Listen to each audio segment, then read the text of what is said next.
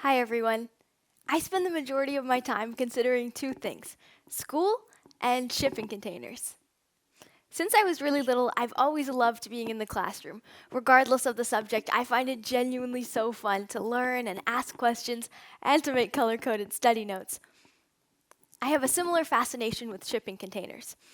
My friends will literally stop in mid sentence to point out a shipping container and say something like, "Hey, you love that sort of thing."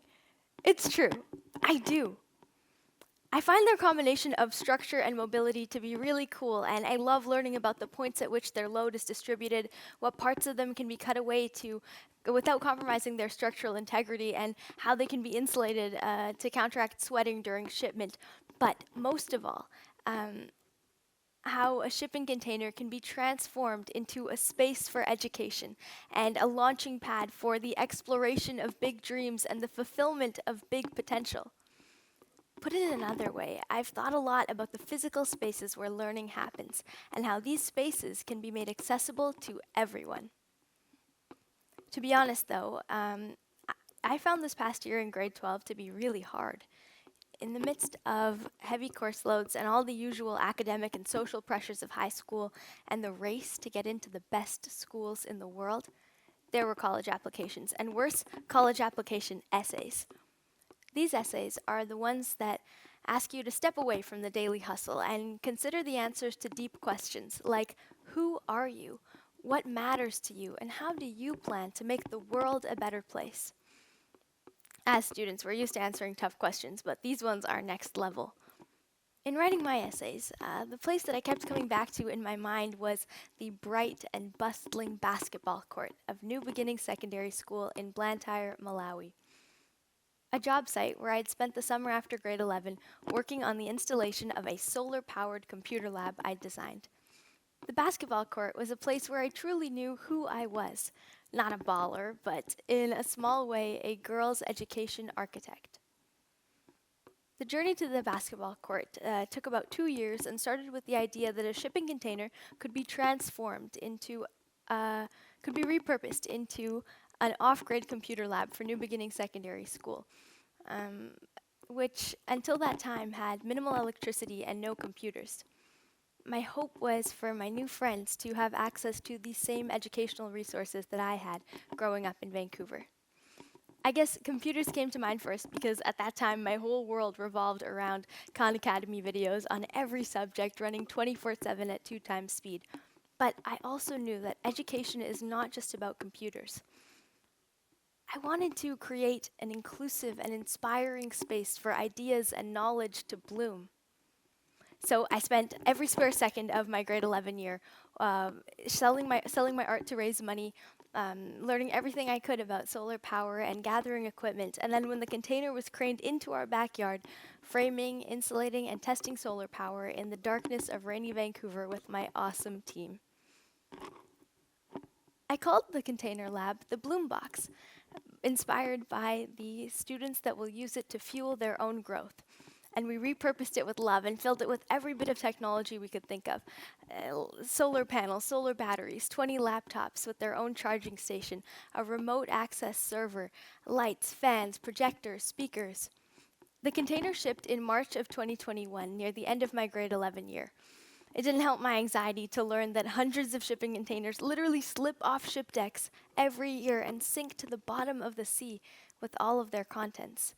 So, I spent the next few months praying, sometimes to get through exams unscathed, but mostly for the Bloombox to make it across infinite oceans and through chaotic ports unscathed and make it all the way to Malawi at the height of the pandemic and at the worst time in history to ship a container.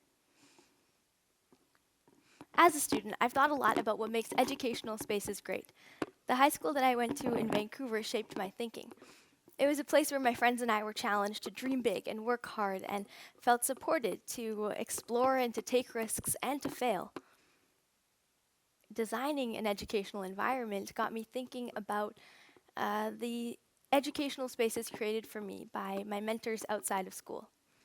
Rosie Mashale, director of Bafumalele Children's Home in Kailicha, South Africa, who invited me into her space when I was 5 and who gave me my purpose. Kurt Dahlen, founder of Waterwells for Africa, who introduced me to Malawi and who showed me that sustainable access to clean water is a fundamental prerequisite to girls' education.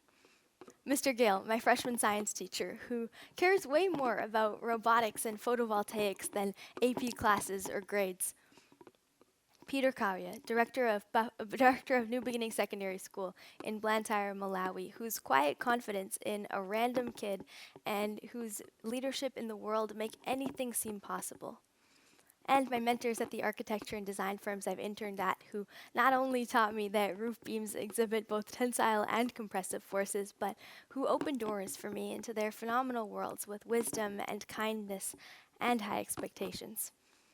Their interest and belief in me created these environments that transformed my view of the world and its possibilities.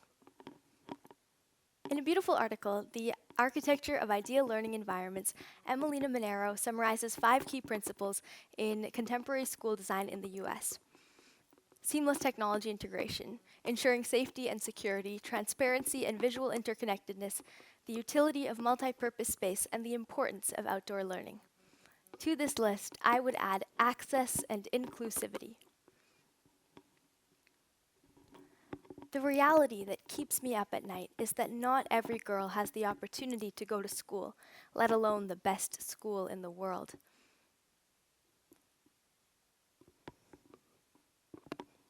Most of the kids that are excluded from educational opportunities are, in fact, girls. In some countries, as few as 6% of girls graduate from high school and only 2% go on to university. Despite the brilliance and ambition of girls around the world, their participation in tertiary education has not risen much over the past 2 decades. But I've heard it said that girls' education is one of the most powerful forces in economic development. I used open source data from the UNESCO Institute for Statistics to visualize the association between girls' education and the productivity of nations. The UNESCO data showed an association between girls' attendance at university and GDP. According to the World Bank, limited educational opportunities for girls and barriers to completing 12 years of school cost countries up to $30 trillion in lost lifetime productivity and earnings.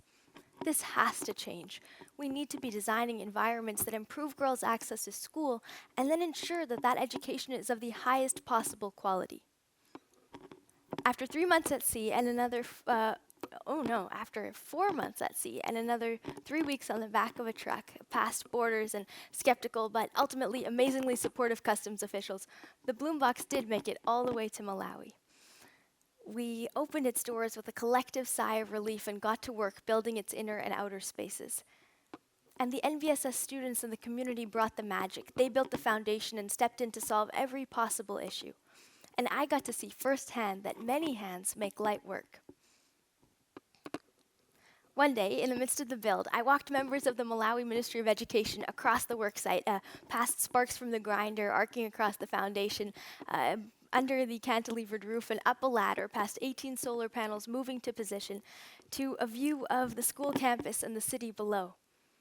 I wanted to ask them if the Bloombox concept could scale elsewhere in the country, and they asked me tough questions, like if the Bloombox could be made locally, questions about cost, choice of laptops, energy consumption. I listened carefully and tried to understand the challenges and to see where their questions were leading us. In retrospect, I think that it was all about access.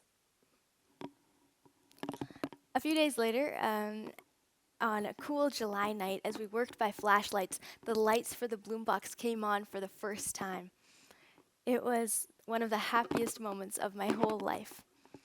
The next day, after an opening celebration, we left for home, and I got ready to start grade 12.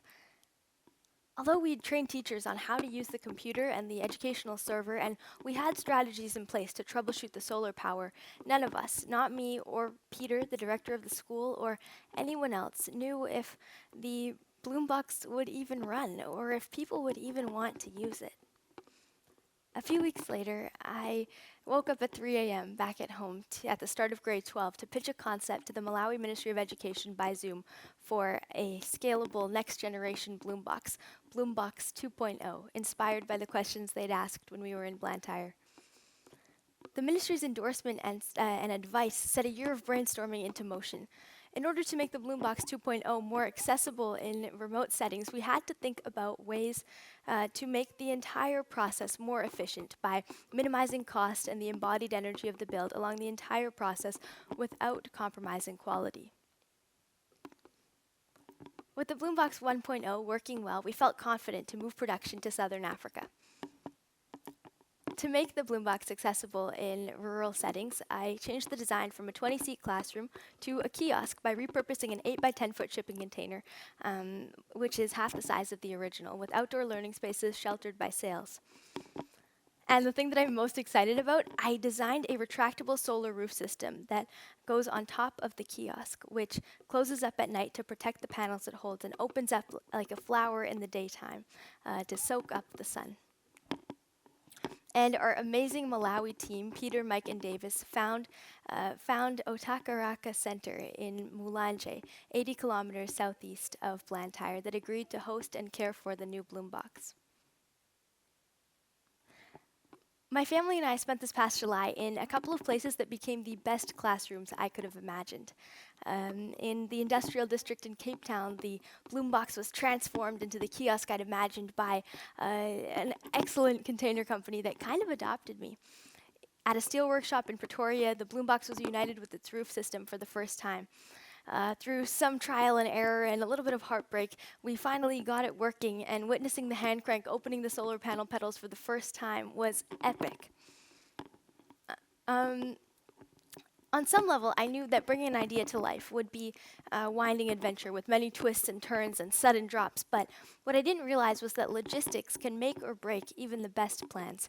Coordinating suppliers, builders, transport, timing the build from our origin point in Cape Town through Pretoria for the roof and onto Mulanje, getting customs clearance, all in a tight timeline, took dozens of calls and emails and hundreds of text messages and WhatsApps.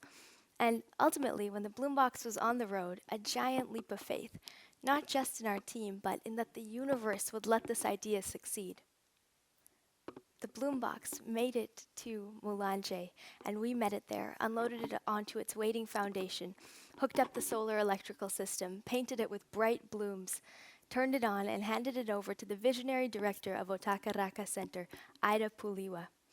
There, it will serve over 2,000 students from 4 nearby schools with computers, solar power, digital educational resources, and a safe and welcoming space for a village that has been almost completely off-grid since its beginning.